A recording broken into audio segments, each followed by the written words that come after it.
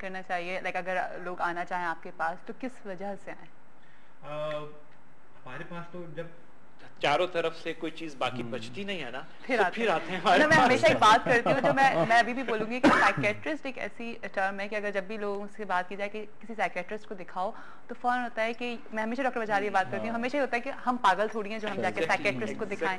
तो क्यों साइकेट्रिस्ट के पास जाना चाहिए, क्या वजह, और रिहैब को क्यों ज्वाइन करना चाहिए? वेल ना सिर्फ कि साइकेट्रिस्ट बल्कि फील्ड टोटल का टोटल स्टिग्मेटाइज्ड है, इवन के लोग इस फील्ड में आकर काम करना नहीं चाहते। तो ये जो चीज बजाते खुद है ना, ये फैमिली को और पेशेंट को वहां तक आने से रोकती है। वो 10, 15, 20 साल के बाद आप भी जाता है तो वो आता है किसी ना किसी इमरजेंसी की वजह से। उसके जहन में ऐसा कुछ नहीं है कि वो फॉर गुड सब प्लानिंग ऐसा नहीं होता। अभी लास्ट टाइम मैं कल एक इंक्वायरी जो है केस को डील कर रहा था, तो वो 20 साल से अच्छी खासी पढ़ी लिखी जो है वो फैमिली है, अल्कोहल जो है वो ले रहा है। तो मैंने उनसे पूछा कि क्या ऐसा हुआ, क्या 20 साल के बाद मेरे पास जो है, तो उन्होंने बताया कि वो एक्चुअली लिवर सिरोसिस हो गया था। और उसकी वजह से पानी जिस्म में जो है वो भर गया था। तो डॉक्टर ने कहा अच्छा ये सब कुछ हो गया है, अब आपको छोड़ना पड़ेगा। तो मैंने कहा कि चलो वैसे मुझे 2 साल पहले से पता है मेरा लिवर खराब है, और मुझे उसके बावजूद 2 साल के बाद मैं आपके पास जो है वो आ रहा हूँ इलाज करवाने के लिए। तो इलाज का कंसेप्ट मैंने जब उनसे पूछा तो उनके जहन में सिर्फ यही था कि बस ये अल्कोहल जो मैं पी रहा हूँ ये बस खत्म हो जाए तो बस सारी चीजें जो है वो बिल्कुल ठीक हो जाएंगी, और वैसे भी मैं छोड़ सकता हूँ। तो मैंने कहा आपने कितनी दफा जो है छोड़ा? डॉक्टर साहब मैंने 20वीं दफा ऐसा किया। तो अगर 20वीं दफा ऐसा छोड़ा है तो मुझे बताएं उसके जस्ट अगर दूसरी तरफ आप देखें तो उतनी दफा आपने शुरू भी तो किया। सो वो जो फेज है दोबारा शुरू करने की, जो हम रिलैप्स प्रिवेंशन की बात जो है वो करते हैं, दोबारा नशे की तरफ जाने से रोकने की बात करते हैं, उसके अंदर जो भी चीजें आती हैं इट्स ऑल अबाउट रिहेबिलिटेशन। ठीक है। वो बात कुछ सेंटर्स हैं हमारे वो टोटल हाफ ट्रीटमेंट को ही टोटल ट्रीटमेंट समझते हैं कि जो अल्कोहल खत्म कर रहे हैं उसकी बजाय ट्रैंक्विलाइजर्स दे दिया, और यहाँ तो वो ट्रैंक्विलाइजर्स का एडिक्ट बन गया, मरीज भी खुश, डॉक्टर भी खुश कि वो उसके पास कंटिन्यूस आ रहा है, उसकी भी फीस आ रही है, और वो भी उसको जो मजा है नशे का वो भी उसको जो है वो मिलता चला जा रहा है और सिलसिला आगे बढ़ रहा है। तो समटाइम्स कुछ बेहतर डॉक्टर भी हैं जो उसको टेपर ऑफ कर देते हैं बेंजोस को, तो वो समझ लेता है कि अब जो है everything is now has become okay. देखिए मैं आपको बताऊं रिहैब का कॉन्सेप्ट, इलाज शुरू जब होता है जब बंदा डिटॉक्स हो जाता है, ठीक है ना। हम लोग समझते हैं, हमारे पास बहुत फैमिलीज आती हैं। अभी एक पेशेंट याद होगा पिछले महीने जो आए थे हमारे पास,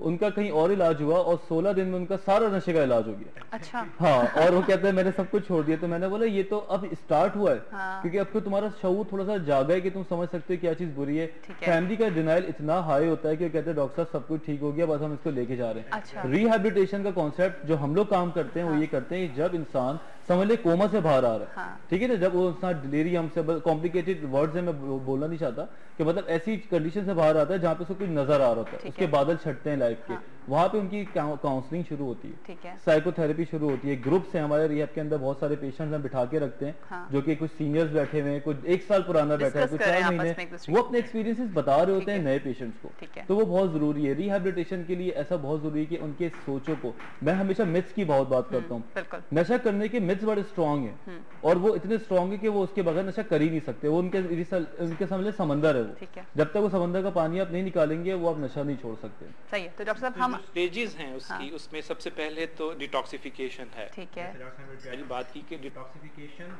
बिल्कुल ऐसी जैसे आप सिनेमा देखने जाते हैं ना, तो टिकट खरीदते हैं, तो टिकट खरीद के आप ये नहीं समझते आपने फिल्म देख ली बिल्कुल। तो ये तो अभी टिकट खरीदने के मुताबिक है, असल कहानी तो उसके बाद शुरू होगी। तो इलाज उसके बाद शुरू जो है वो होता है, और ये क्रॉनिक डिसऑर्डर है। क्रॉनिक का मतलब है दायमी बीमारी है। तो ये ऐसी नहीं है कि 2-4 हफ्तों के अंदर अंदर सारा चीज जो है वो ठीक हो जाएगी। बाहर के ममालिक में डिटॉक्सिफिकेशन के बाद जो रिहेबिलिटेशन के प्रोसेस है समटाइम्स 2-2 साल तक चलते हैं। पेशेंट अपने आप को हाफ हाउसेस टर्म यूज करते हैं फैसिलिटी को, जहाँ पर डिटॉक्सिफिकेशन के बाद रिहैब के प्रोसेस जो प्राइमरी रिहेबिलिटेशन होती है, फिर सेकेंडरी लेवल जो है वो आता है।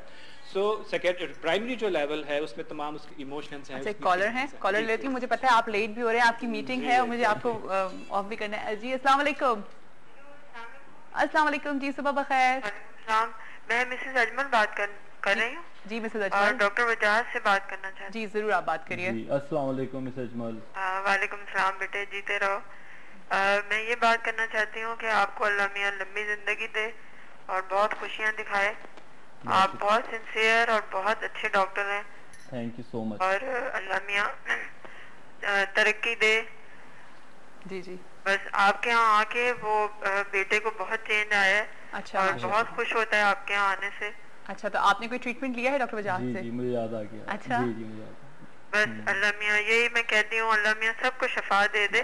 लेकिन अल्लाह मियाँ ने आपको बहुत अच्छा वसीला बनाया है। हम लोग तो उम्मीद से नाउम्मीद हो गए थे, लेकिन अल्लाह मियाँ ने अब एक नई रोशनी दी है।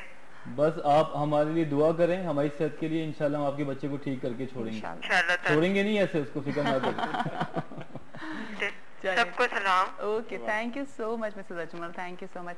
जी डॉक्टर साहब, आपकी मीटिंग भी है, आपने जाना भी है, तो बस मुझे बता दीजिए कि हम आगे अपना किस तरह से काम करेंगे रिहैब के साथ, किस तरह से? मैं सिर्फ ये मैसेज देना चाहता हूँ कि इलाज को ये मत समझे कि 2-4 हफ्तों में ठीक हो जाएगा। इलाज वहाँ से शुरू होगा। एक्चुअल हमने भी जब इस प्रोसेस से बाहर निकलेगा तो उसकी पूरी लाइफ को असेस करना है। ठीक है। ये एक जिस्मानी, नफ्सियाती, मुआशरती, रूहानी बीमारी है। ठीक है। तो हमने इन तमाम एरियाज को सामने असेस करना है, उसमें से देखना है कि कौन सी चीज़ इनके लिए ऐसी है कि जो आगे चल के फिर दोबारा रिलैप्स की तरफ या नशे की तरफ लेकर जा सकती है।